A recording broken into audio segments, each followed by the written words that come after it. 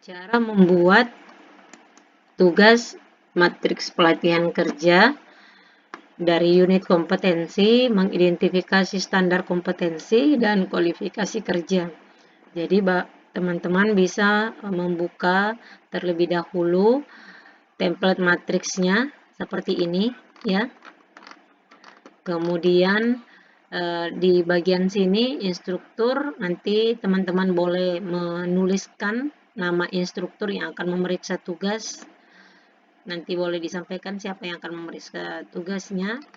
Kemudian di bagian ini ya, untuk penyusunan matriks pelatihan kerja, dan sebelum menuliskan atau membuka matriks, teman-teman harus membuka terlebih dahulu unit kompetensi yang Bapak Ibu pilih.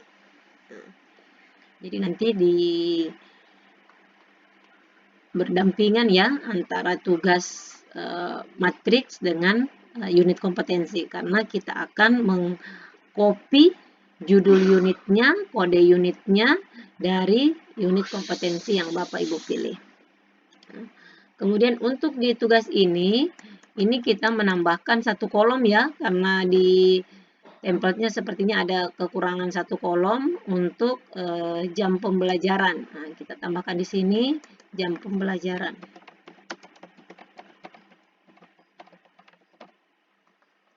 Untuk judul unit, kode unit itu teman-teman bisa copy dari unit yang teman-teman pilih ya. Jadi misalnya di sini saya mengambil contoh unit mengidentifikasi peralatan digunakan. Nah, ini memang bahasanya dari SKKNI Processing. Jadi kita langsung mengambil saja unitnya seperti itu, kemudian kode unitnya ini tinggal di copy ya. Jadi usahakan teman-teman sudah memilih unitnya masing-masing. Ini di copy di sini kode unitnya, kemudian jam pembelajarannya. Nah, nanti bisa dilihat di bagian program ya, di bagian program pelatihan itu biasanya ada jam pembelajaran untuk unit ini, berapa jam pembelajaran yang dibutuhkan, atau mungkin teman-teman bisa mendeteksi sendiri jam pembelajaran berapa JP yang dibutuhkan untuk menyelesaikan satu unit ini ya. Nah, kalau teman-teman belum bisa mendeteksinya, itu langsung bisa dilihat di program pelatihan yang Bapak Ibu pilih ya. Jadi ini contohnya, contoh untuk unit kompetensi ini dibutuhkan 8 jam pembelajaran. Untuk jam pembelajaran itu, tiap jam pembelajaran itu 45 menit ya. 1 JP-nya itu 45 menit. Kemudian dibuat oleh siapa? Ini tentu nama teman-teman semua ya yang membuatnya sebagai instrukturnya. Misalnya ini saya pakai nama Danika misalnya ya. Kemudian pada kolom elemen kompetensi dan KUK ini kita langsung mengambil dari unit kompetensi yang dipilih. Jadi di sini ada 3 kolom elemen, tapi tetap sesuaikan saja dengan unit yang Bapak Ibu pilih. Ketika misalnya elemennya lebih dari 3, jadi teman-teman bisa menambahkan kolomnya ya, sesuai dengan kebutuhan unitnya. Nah, kebetulan unit yang dipilih di sini ada 3 elemen, jadi di sini kolomnya ada 3 ya. Jadi disesuaikan saja, kalau lebih dari 3 silakan ditambahkan. Kemudian kita mengisi ya, jadi elemen kompetensi 1 ini ya. Kemudian elemen kompetensi yang kedua itu boleh langsung di copy ya, di copy semua dulu elemen kompetensinya sesuai dengan unit yang teman-teman pilih. Jadi kalau ada 3 itu di copy semuanya 3 elemen ya. Kemudian elemen kompetensi yang ketiga saya copy juga.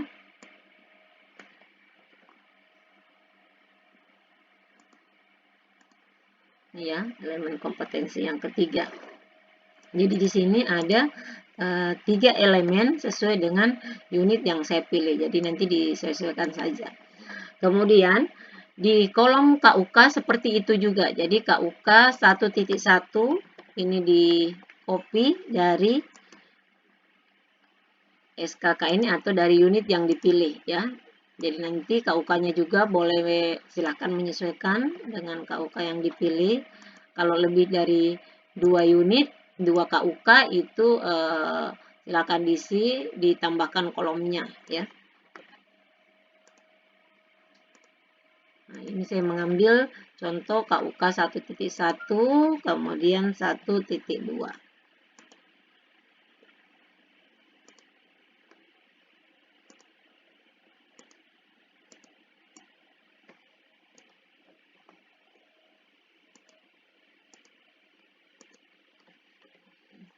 Ini sudah ada 2 KUK pada elemen 1. Nanti untuk KUK selanjutnya seperti itu ya. Semuanya diambil dari unit kompetensi yang dipilih. Nah, kemudian saya memberikan contoh di KUK 1.1. Untuk di ranah pengetahuan, itu diambilnya dari mana? Itu semuanya diambil dari KUK. Ya, kalimatnya itu semua diambil dari KUK. Jadi di sini dapat ya untuk pengetahuan, untuk di ranah pengetahuan itu kita menggunakan kata dapat. Nah, dapat apa? Itu kita melihat kata kerja pasif yang ada di KUK tersebut. Jadi di KUK 1.1 itu kita melihat kata kerja pasifnya itu yang mana ya. Kita melihat kata kerja pasifnya yang mana. Nah, biasanya umumnya kata kerja pasif itu diawali dengan kata di ya, awalan di. Nah, seperti ini ya. Jadi kata kerja pasifnya itu digunakan ya. Ini saya beri tanda supaya teman-teman bisa melihat.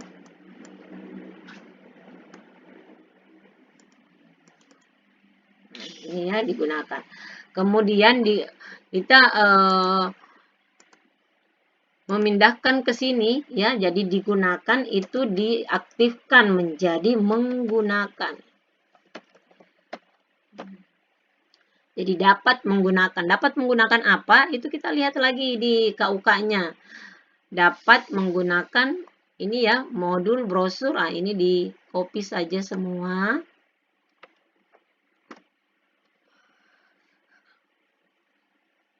Ya.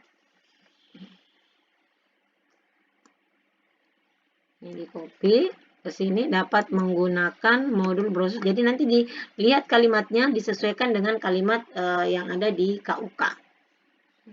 Dapat menggunakan brosur, jadi kata digunakan ini dihilangkan karena sudah kita pindahkan di awal. Ini ya, jadi sudah dipindahkan ke sini. Dapat menggunakan, jadi digunakan menjadi menggunakan.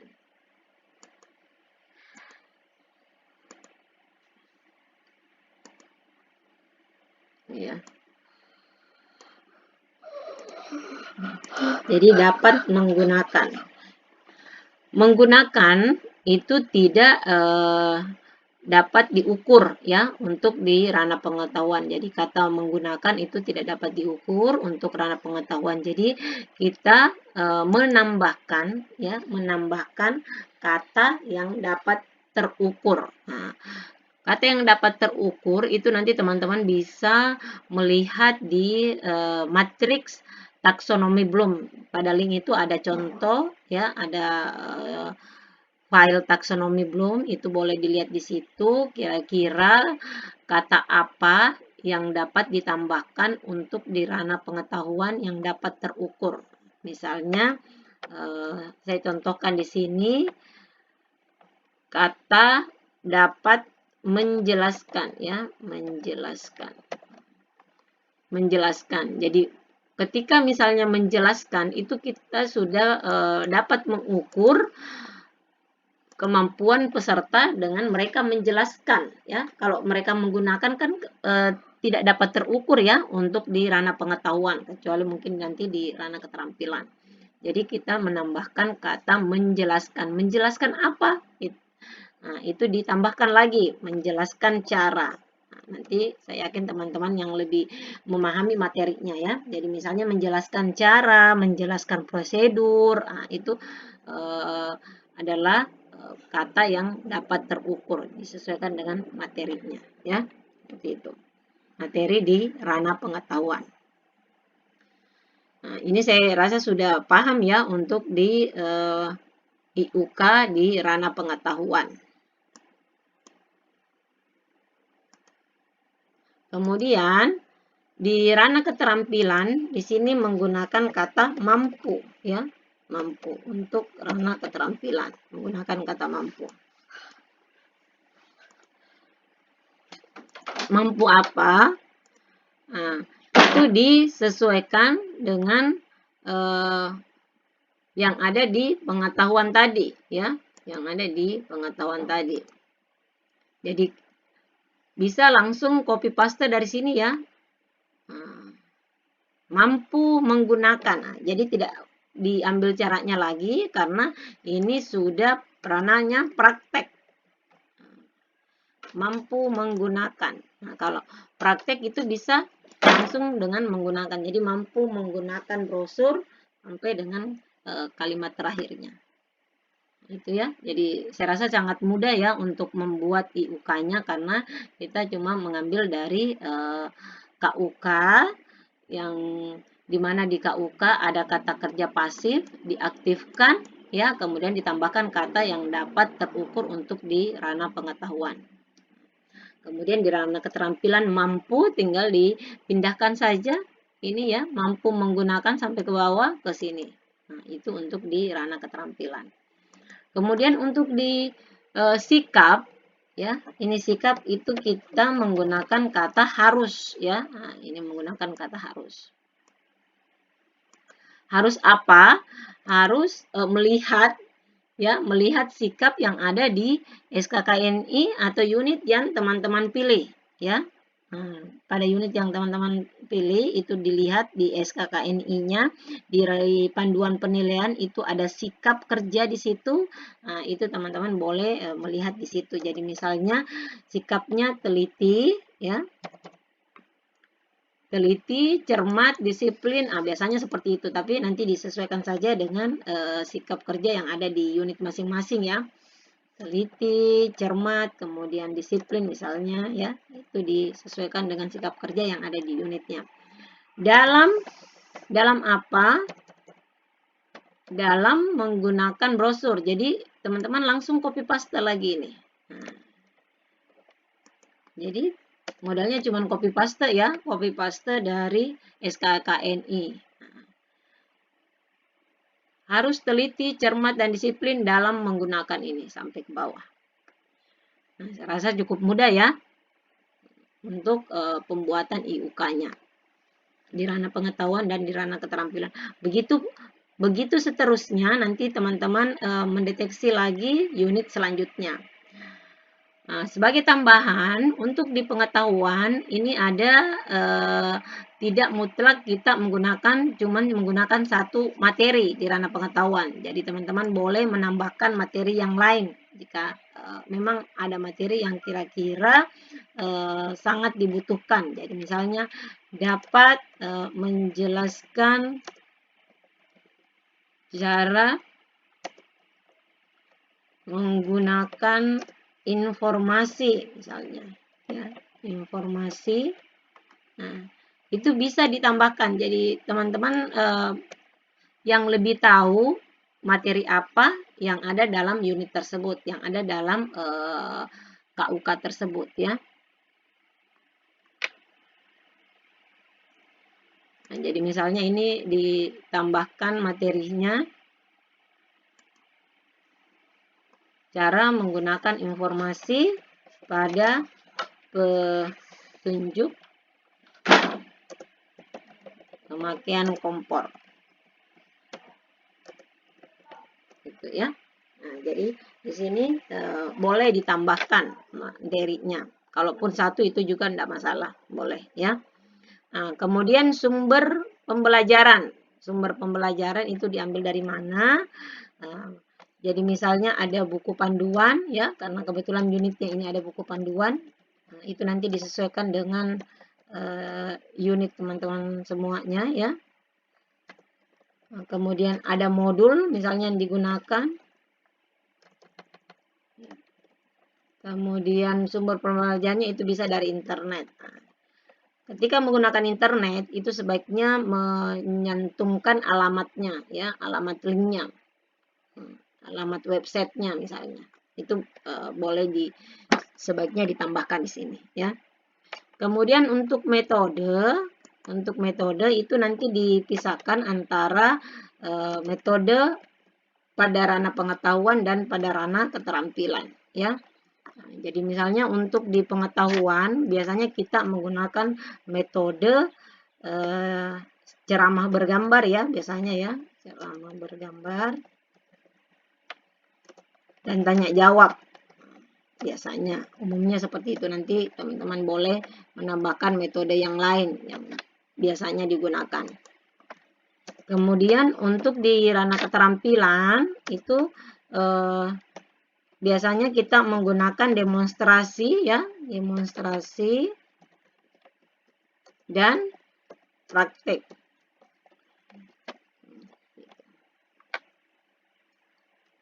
Praktik ya, praktik. Nah, kemudian di media apa yang digunakan? Misalnya kita menggunakan medianya lembar informasi ya. Kemudian lembar evaluasi.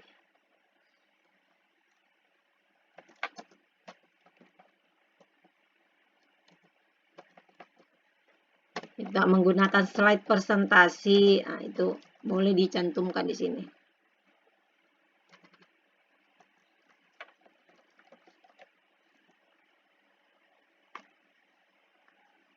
Slide presentasi ya. Nah, kemudian apalagi yang digunakan? Nah, itu boleh ditambahkan di sini. Misalnya medianya kita menggunakan alat peraga. Jadi kalau misalnya ada yang menggunakan alat peraga, itu boleh dicantumkan di situ, ya.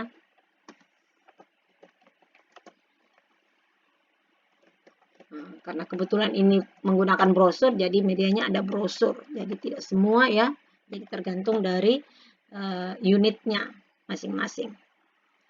Kemudian durasi. Nah, ini durasi dibedakan antara pengetahuan dan keterampilan.